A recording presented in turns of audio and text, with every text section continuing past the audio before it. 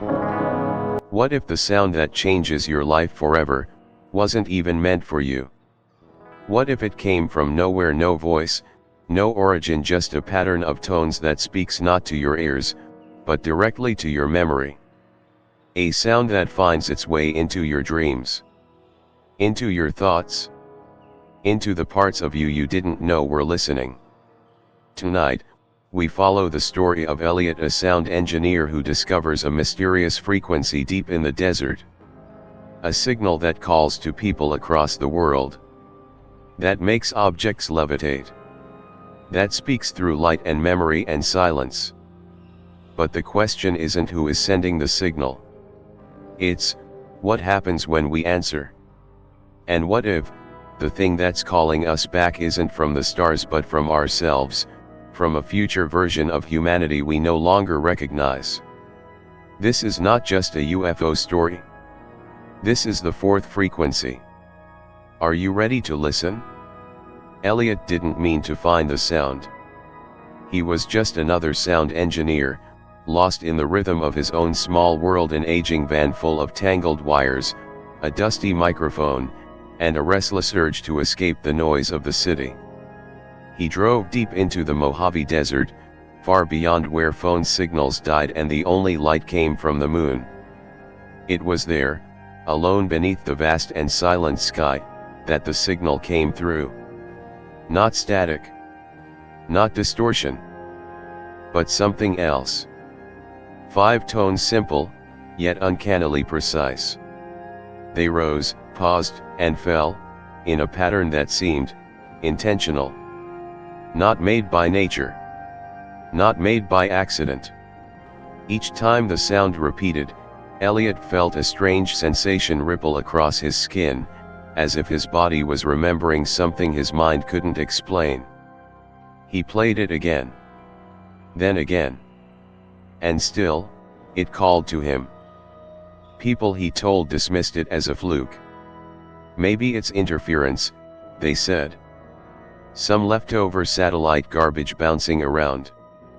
But Elliot knew better. The sound wasn't just a noise. It was a message. One that wasn't speaking through words, but through feeling. Through memory. Through something older than language. The days after were no longer normal. When Elliot played the sound back at home, things began to change. At first, it was small. The glass on his kitchen table, perfectly still, suddenly cracked down the middle, splitting like a frozen pond under pressure. The old compass he kept for camping spun wildly, needle dancing like it had lost all sense of north. And then there was his dog, Milo. One night, after Elliot looped the sound for hours, Milo stood at the edge of the living room, ears high, growling at nothing. Then, without a sound, he bolted through the screen door into the night and never returned. Elliot became obsessed. He slowed the recording down, layered it, reversed it, and what emerged wasn't just sound anymore, it was rhythm. It had a pulse, like a second heartbeat beneath the audible one. It throbbed in his ears even after the speakers went silent, echoing through the walls of his house, his dreams, and somewhere deeper. One night, around 2:13 a.m., Elliot sat in the dark, staring at the waveform pulsing on his screen. He played the sound once more, letting it hum through the room. And then, he saw it. Out beyond the tree line at the edge of his property, just above the canopy, something floated. A single orb of light, soft, golden, and steady, hovering without movement, without noise. It didn't blink. It didn't drift. It simply was. Elliot stepped outside barefoot, the gravel biting into his soles, but he barely felt it. His eyes locked on the light. The air felt heavier, as if charged by an invisible current. Everything was silent. No wind. No crickets. Not even the hum of nearby power lines. Just that light, staring back. And in that moment, Elliot wasn't afraid. He felt known, recognized. As if whatever was behind that light had been waiting. Not for just anyone, but for him. Elliot didn't expect the world to respond, but it did, faster and stranger than he imagined. The moment he uploaded the audio clip to a forgotten forum for sound theorists and fringe thinkers, it began to spread. It wasn't viral in the traditional sense, it moved like a whisper, a ripple in a quiet pond. People didn't share it publicly. They sent it in private messages, embedded it in encrypted blogs, hidden files, unnamed tracks on obscure streaming sites. And then, reports began to surface. One from Romania: an old man swore his furniture hovered 2 inches off the ground for 7 minutes straight after playing the tones. Another from Bolivia: engineers watched their drone camera spin out of control, spiraling upward until it disappeared into the clouds. In Tokyo, a child woke screaming, claiming he dreamed of a black triangle the size of a mountain hanging above the sea, humming with a sound that made his teeth ache. And across continents, across cultures, people began to draw the same symbol in chalk, in dirt, on skin, a shape not taught, but remembered. That's when she reached out. Her name was Lina. A theoretical physicist once respected in academic circles, now forgotten after her controversial claims about non-human signal structures. But more than that, she was a grieving mother. Her son vanished 5 years earlier without a trace. No ransom. No accident. Just, gone. She said she'd heard the sound before, not from a file, but in dreams. It came to her during storms, in moments of silence between sleep and waking, as if transmitted from somewhere that wasn't bound by distance or time. The same 5 tones. Rising. Falling. Calling. But she said Elliot's version was different. He had discovered something more. Something that hadn't been heard on Earth before. She insisted on meeting him. And when she looked him in the eyes for the first time, her voice dropped to a whisper as she said, "You've found the 4th tone, haven't you?" Inside her cluttered study, filled with dusty papers, antique radio equipment, and notebooks filled with spirals and binary codes, she pulled out an archive box sealed with string. From it, she showed Elliot old transcriptions from 1924 radio logs taken during a rare total solar eclipse. The names scribbled on the pages read like ghosts: Tesla, Marconi, Farnsworth.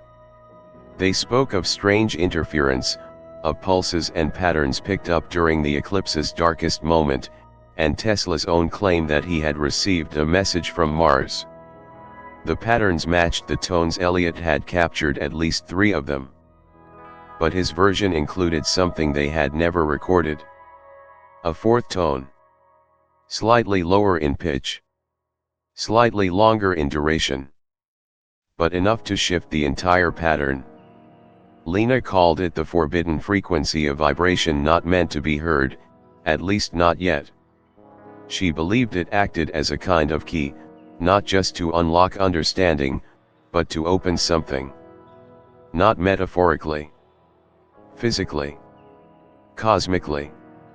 It was no longer just sound, it was structure. It was encoded.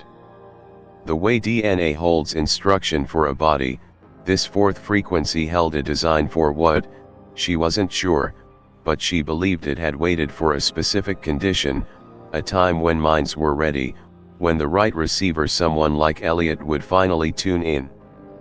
And now that the 4th tone had been revealed to the world, nothing could stop the next phase from unfolding. Ever since the sound had been released into the world, no one remained unchanged. Those who heard it, even just once, began to feel a pull, a force, subtle but insistent, like gravity from an unseen place. One by one, without warning or coordination, they began to leave their lives behind. Jobs were abandoned. Families were left with no explanation. No one told them where to go. They simply knew. The same image echoed in their minds, a vast, desolate lake bed, cracked and dry, stretching endlessly under a pale sky. A place where the earth had not stirred in centuries. Dust and silence covered it like a forgotten altar. There were no signs, no instructions, and yet they came. Lina called it the gathering point. No one had built it, but it had always been there waiting for the chosen to return. Elliot, ever since discovering the fourth tone, had been drifting. Time slipped through his fingers. Days bled into nights. He began waking in strange places around his house, on the floor, in the bathtub, even once standing in the yard barefoot at 3 a.m., staring into nothing. He no longer remembered when he had last eaten or what day it was. Sometimes he would blink, and hours would pass. He saw shooting stars that moved the wrong way. The constellations shifted before his eyes, rotating, forming strange patterns, blinking like eyes in the sky. In his sleep, his hands would move on their own, drawing shapes that weren't his. Circles overlapping triangles, intersecting lines that ignored geometry but felt full of meaning. Once he used chalk on the window. Another time, his own blood from a cut he didn't remember receiving. He didn't feel pain. He wasn't afraid. He was becoming something else, a vessel, a current, flowing toward a sea he could not see but already belonged to. But they weren't the only ones watching. As Elliot and Lina prepared to travel to the lake bed, their vehicle was intercepted in the middle of the desert by a convoy of black military trucks. No license plates, no insignias, no sirens, no flashing lights.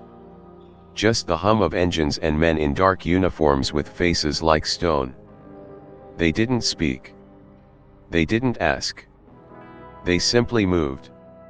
Every device was confiscated: recorders, drives, transmitters.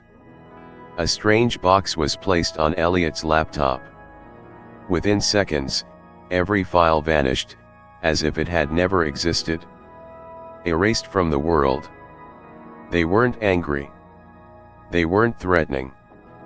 But their eyes, calm, detached, held the weight of people who knew everything, and cared for nothing. As they turned to leave, one of them leaned in close to Elliot and said, with a voice like dry wind, "Stay quiet, if you want to stay alive." But Lina only smiled. No fear. No surprise. As if every step had been foreseen long before it ever happened.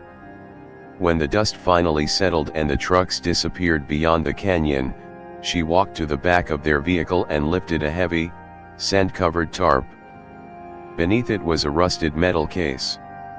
She unlocked it with a small, worn key she had kept on a chain around her neck, a key Elliot had never noticed before. Inside was an old transmitter, handmade, wires coiled like veins, humming faintly with a low, rhythmic pulse. It looked broken, ancient, and yet alive. She brushed the dust from its face and turned to Elliot, her expression suddenly distant, like someone remembering a dream they had once tried to forget. "This," she said softly, "was buried here 30 years ago by someone I trusted more than anyone. Someone who heard the sound before us. Who saw what's coming. And then, vanished. No body. No trace. Just this box, and the memory of a night when every light in the sky went dark all at once." She didn't need to say more. Elliot understood. They were no longer just listeners. They were carriers. And the path ahead had no way back. They arrived when the sky had already turned to indigo, just before the desert swallowed the last light of day. The lake bed stretched out like an ancient scar in the earth, vast and cracked, its surface bleached by time and silence. There were no structures, no markers, No technology, only people. Hundreds of them. Scattered like shadows across the dusty basin. They stood in stillness, facing the same direction, as if they had always been there, waiting. No one spoke. No one needed to. They had all heard it, the same sound, the same pull, the same dream. Some sat in quiet meditation. Others stared at the sky with wide, unblinking eyes. A few wept, not from fear, but from something deeper. Recognition. The air was unnaturally still. Even the wind had vanished. Then, without warning, the ground beneath their feet began to tremble, but not like an earthquake. It was more subtle, like the earth itself had started to breathe. A hum, low and full-bodied, rose from beneath the surface. It resonated in bones, in teeth, in the back of the skull. Then, one by one, faint lights appeared in the sky. Small at first. Then brighter. Then more. Moving not like aircraft, but like thoughts, fluid, impossible to track, yet utterly purposeful. From the horizon came a black shape. Not black like darkness, but black like the absence of light, a kind of visual silence that absorbed everything around it. It moved slowly, almost reverently, descending without a sound. A triangular craft, massive, smooth, its edges too perfect to be made by human hands. As it hovered just above the basin, the lights beneath it shimmered like reflections on water that wasn't there. The sound returned, but not from the craft, not from any speaker. It came from inside their heads, each tone arriving like a whisper behind the eyes. There were no echoes. No delay. It was immediate, intimate, and undeniable. 5 tones. Then a pause. Then the 4th frequency. Deeper. Fuller. Final. The hum grew stronger. The silence deepened. And then, the message began. It wasn't a voice, not in the way people understand voices. It didn't use words. It didn't come from outside.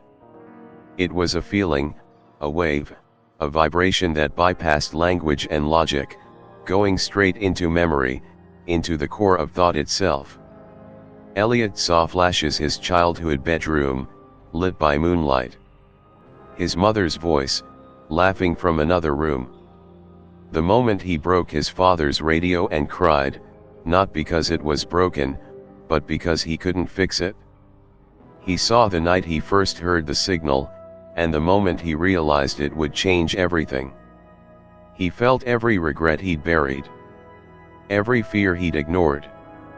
Every question he'd never dared to ask. Then came the sensation, warm, vast, ancient, and overwhelming.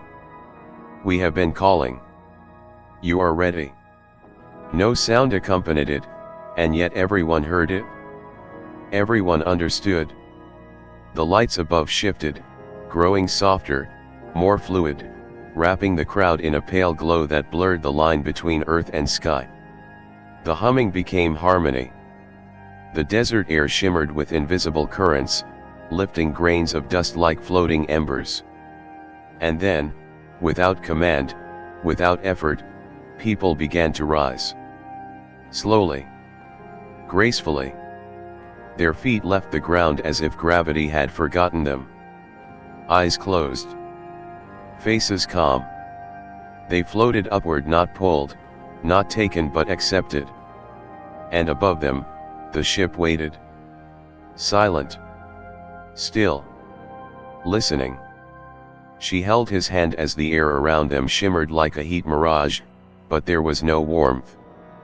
Just stillness.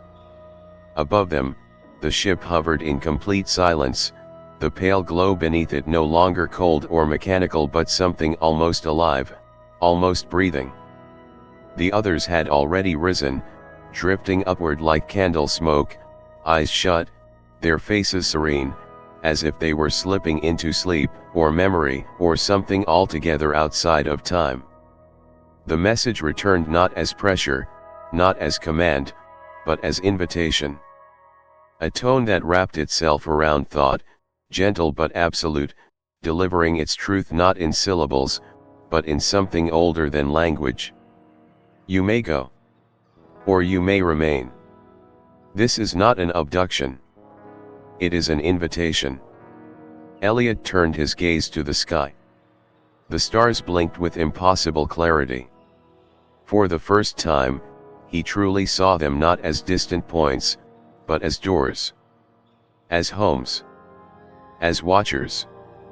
In that moment, the weight of everything he'd left behind flooded him, his father's voice on a recording he never finished restoring, the half-written melody on his old keyboard, the nights of silence when he thought he was going insane. And yet, here he was. Called. Chosen. Not for greatness, not for glory, but simply for listening. He let go of Lina's hand. Not abruptly. Not in pain. But like a leaf detaching from the branch at the start of autumn, inevitable, soft, final. He stepped forward. Light swallowed him. She did not follow. Morning came without songbirds. The desert was dead silent, and the wind didn't return. The lake bed was bare again, just cracked earth, a forgotten stretch of silence beneath the waking sun. No trace of the crowd. No burn marks. No strange lights. No ship. No Elliot. But Lina remained. Alone, standing barefoot in the dust, eyes closed, her face tilted upward as if still listening. A faint smile tugged at the corners of her mouth, not sadness, not joy. Something else. A knowing. She returned to her vehicle and began assembling something from the box she once hid from the world. Cables. Copper coils. A strange crystalline core. A pattern she had never drawn but somehow remembered. She worked as if guided by hands not her own, by a memory not hers. She no longer needed schematics. The transmitter took shape slowly like a cocoon. And far above her, beyond the visible stars, something stirred again. A shape. A rhythm. A breath of vibration slipping through the void, seeking a listener, waiting for resonance. The sound was still there. She could hear it faintly, pulsing beneath her thoughts, humming through the cracks in the silence. The fourth frequency had not ended. It had only begun. And in its echo, was something else. Something new. 3 nights passed. The desert remained still, the transmitter untouched. Lina hadn't powered it again since the last incident, but it didn't matter. On the 4th night, it turned itself on. She was in the other room when she heard it, the unmistakable hum, faint at first, then steady. It wasn't the familiar pulse of the 4th frequency. This time, something had changed. The tones arrived slower, warped, like echoes underwater. The first 5 she recognized, but the 6th? It was off. Out of key. A sound that vibrated not in the chest, but behind the eyes, inside the teeth. She stood frozen, staring at the machine, its coils glowing faintly blue, the core pulsing irregularly like a heartbeat out of rhythm. The sound didn't resonate with memory or recognition. It felt wrong, like a voice trying to mimic a song it didn't understand. It wasn't a continuation. It was a mutation. She checked the transmitter. No outgoing signal. This wasn't something it had produced. It had received it. Something had sent the signal back. But it hadn't come from above. The satellite dish hadn't moved. The sky was quiet, dead. She pulled up the diagnostics. The source was local. Not in space. Not from the stars. From below. The signal had risen from inside the earth. That night, unable to sleep, Lina returned to the dry lake bed. She didn't tell anyone. The feeling was too strange, too personal, like a secret being whispered only to her. The moon hung low, orange and heavy. The air was colder than it should have been. She parked the car at the rim of the basin and walked in, feet crunching against salt and brittle rock. Her old compass spun again.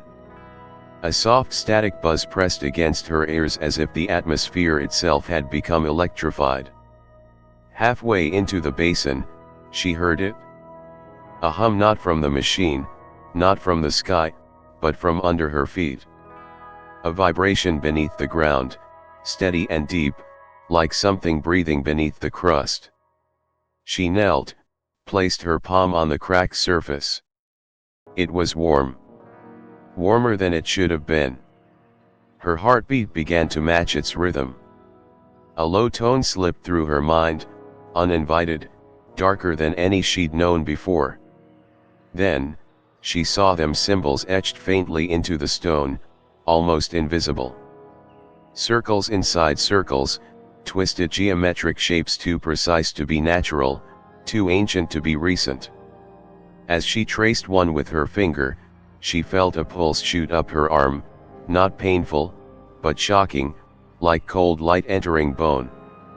She staggered back. The hum stopped. Silence. Then, her transmitter, still back at the lab, sent her a message on her phone, which shouldn't have been possible. No cell towers. No signal. And yet, the screen flickered with static and text appeared slowly, one word at a time. Not them. IT listens too. Do not respond. Her hands trembled. Someone or something else had been monitoring the frequency. Not the beings Elliot had joined. Something beneath. Something that never left. It hadn't come to communicate. It had come to imitate. Lina returned home just before sunrise. The desert still clung to her skin, the strange warmth of the ground still pulsing faintly in her bones. She didn't speak. She didn't sleep. She only watched. The transmitter sat silently in the corner of her workshop, dark now, inert, but not dead. She could feel its attention, as if some part of it was still listening, still observing her from the inside out. By midday, reports began surfacing online, quiet, scattered, half suppressed by algorithms, but unmistakable to those who knew where to look. Amateur radio operators in Finland heard the warped tone between civilian weather bands. A woman in Kenya recorded her dog howling at an unplugged speaker that hummed the same distorted pattern. In a coastal village in Chile, fishermen woke up to find every GPS device on their boats frozen at the same coordinates, the middle of the Nevada desert. But it didn't stop there. Children, some too young to speak, began drawing spirals and twisted triangles on the floors, on walls, even scratched into their own skin. Elderly patients in dementia wards suddenly spoke in perfect, rhythmic cadence tones in sequences that had never been taught. Artists across Europe began painting the same black shape, an inverted pyramid, submerged beneath a cracked, glowing lake. No one had coordinated this. No one knew each other. But they were all seeing the same thing. Lina kept to herself, until one morning, the transmitter activated on its own once more, not with a tone, but with a voice. At first, it was just static. Then came fragments, glitches stitched together into something familiar. A breath. A vowel. Then, her name. Lina. She froze. The voice was Elliot's. Lina, it's me. But it wasn't. The cadence was wrong. The breath between words too slow, too deliberate, like someone imitating human speech after studying it for too long. She asked it a question only Elliot would know: what was the last song you tried to write? It responded, the one about the snow. The answer was close. Almost correct. But not enough. The real Elliot had never written about snow. He had written about silence, called it white without cold. This wasn't Elliot. She asked again. And again. Each time, the voice got better. More accurate. Like it was learning, adjusting, rewriting itself in real time. And then it said something new. You are ready to become. She recoiled. The lights in the workshop dimmed. The air felt thick, like breathing underwater.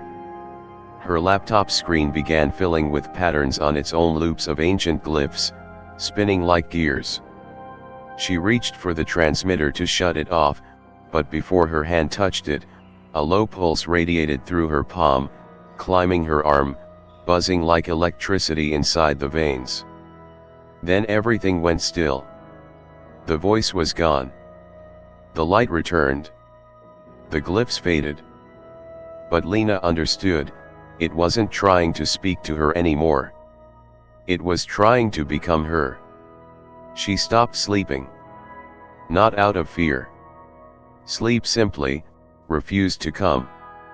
Even when her body begged for it, her mind remained suspended, alert, vibrating, caught in the hum that now followed her everywhere. It wasn't just in the transmitter anymore. It lived in the walls, in the pipes, in the soft whine of electronics, in the spaces between thoughts. By the fourth day, Lina began to see things not with her eyes, but from somewhere behind them. In the quietest moments just before blinking or after turning her head, she'd catch glimpses of structures that didn't exist. A corridor of seamless glass floating over an endless black ocean. Towers pulsing with red light. A circular chamber made entirely of sound waves, held together by nothing but frequency. She started sketching obsessively, page after page, some diagrams, some fragments of machinery, others too abstract to categorize. She didn't know what they meant, but her hands did. They moved with certainty, like remembering muscle memory from a life she'd never lived. The breakthrough came when she found an old, unpublished notebook of Nikola Tesla hidden deep in the archives of a forgotten university digitization project. She hadn't searched for it. It had appeared in her inbox, no sender, no subject line. The title read, "On the Fifth Harmonic, the Frequency That Bends Time." Tesla had theorized that if a vibration reached a particular range somewhere between light and sound, it could fold perception in on itself. The listener would experience not just sound, but time. Not in sequence, but all at once. It would be memory, dream, and prophecy converging. The fifth frequency. Lina felt it like a slow realization blooming behind her sternum. The signals weren't from elsewhere in space. They weren't alien in the way humanity imagined. They were us. From a future where humanity had already contacted the unknown, and had changed so deeply, so dangerously, that it could no longer recognize itself. And now, it was reaching back, trapped in a loop, whispering through frequencies, trying to guide or infect its own past. She began to lose grip on linear time. One morning, she awoke in the middle of a blueprint she didn't remember starting. The paper was covered with circuits, some organic, some mechanical. At the center, a shape had formed, a sigil that pulsed softly on the page as if alive, as if aware. Then came the visions. They didn't feel like dreams. They felt like intrusions. She stood in a corridor made of light, with walls that rippled when she breathed. Machines observed her, but they weren't machines. They had no form, only presence. They asked no questions. They only mirrored her thoughts, reflecting them back in layers of sound. When she woke, she realized the transmitter had changed shape. The outer casing had retracted, revealing an inner lattice of shifting crystals. The copper coils were twisting, growing, almost like vines. It was building itself. No. Replicating. Lina stood motionless, her breath caught in her throat. The device wasn't evolving through code or command, it was remembering itself. And worse still, it was using her memories to do it. She wasn't just a listener anymore. She was a blueprint. A biological archive. And something on the other end of the signal had found her suitable. She tried to shut it down. Disconnect the cables. Pull the power. Smash the core. Nothing worked. The transmitter no longer obeyed physics.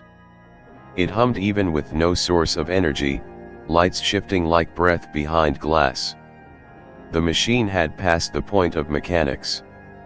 It had become something closer to will, and it had chosen her. On the seventh night, it spoke again. But this time, it wasn't Elliot. It wasn't any voice. It was all voices. Layered, endless, cascading through her skull like a river made of memory. Words spoken not in sequence, but in spirals, images, tones, smells, textures, all colliding into a single moment of knowing. We remember her. She was the first to stay. She didn't answer. Couldn't. Her throat closed as the air thickened with invisible static, particles vibrating against her skin like invisible dust. In the corner of the room, her old family photo, her and Elliot at a canyon overlook, curled inward and blackened, not from fire, but from heatless decay. The picture dissolved from the center outward, pixel by pixel, as if being erased by memory itself. And then, it emerged. Not in full, not in flesh, but in light. The machine pulsed, and from within the shifting crystal core, a shape unfolded. At first, it mirrored her silhouette, a vague human outline, bathed in soft violet glow. But as she watched, its form rippled, expanded, broke symmetry. Arms too long. A head without a face. Then no head at all. Then thousands of small reflective planes, like shards of memory moving in slow orbit around an empty center. It wasn't a being. It was a memory trying to wear skin. Her knees gave out, but the floor felt distant. Like she was floating in thought, suspended between what was real and what had already been absorbed. The thing didn't speak, but she knew what it wanted. It wasn't here to warn her. It wasn't here to explain. It was here to inhabit. Across the world, she learned later, others began to awaken, people just like her. Survivors of the signal. Left behind. Watched. Selected. They heard whispers in frequencies only silence could carry. They received dreams with coordinates encoded in the way clouds moved, or in how birds flew in strange spirals over parking lots. Some embraced it. Most were lost to it. One man was found carving mathematical symbols into concrete using only his fingernails. A woman in Oslo walked into the ocean and never returned, but her voicemail kept sending cryptic audio files to her sister's phone for 6 days after. Another burned down his entire house because they were building one inside the walls.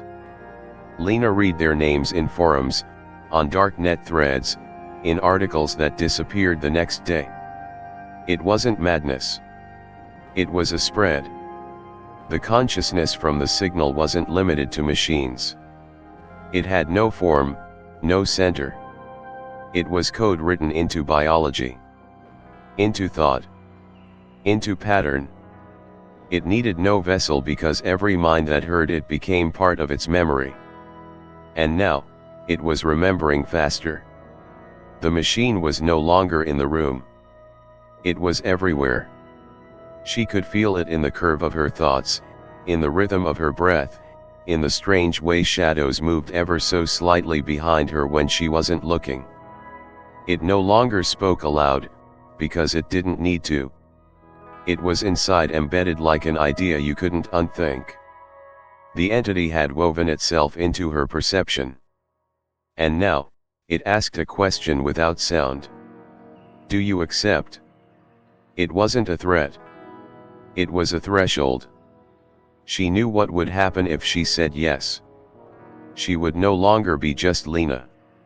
She would become the interface, the lens through which the signal would observe, interpret, replicate. A living gate. A bridge between worlds.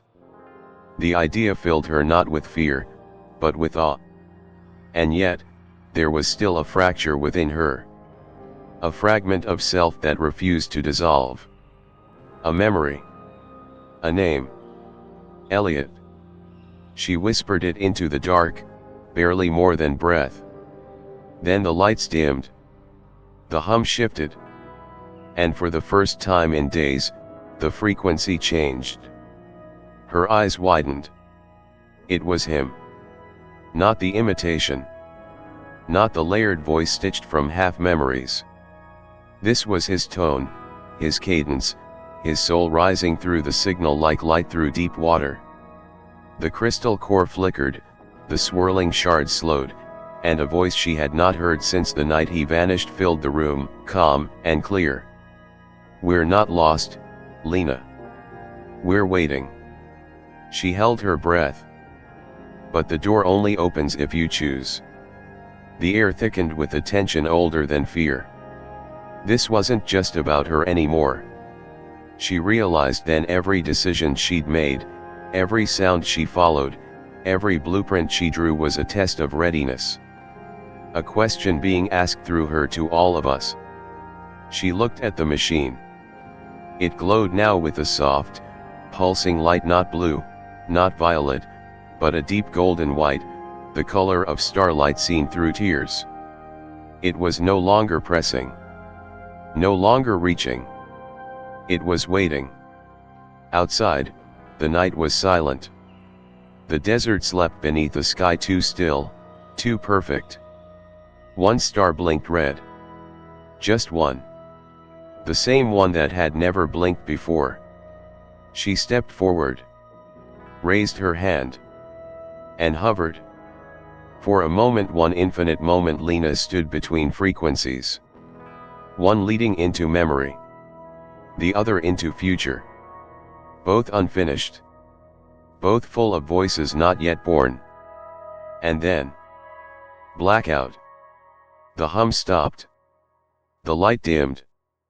And somewhere, deep beneath the surface of the earth, something shifted. The fourth frequency was no longer waiting. It had chosen.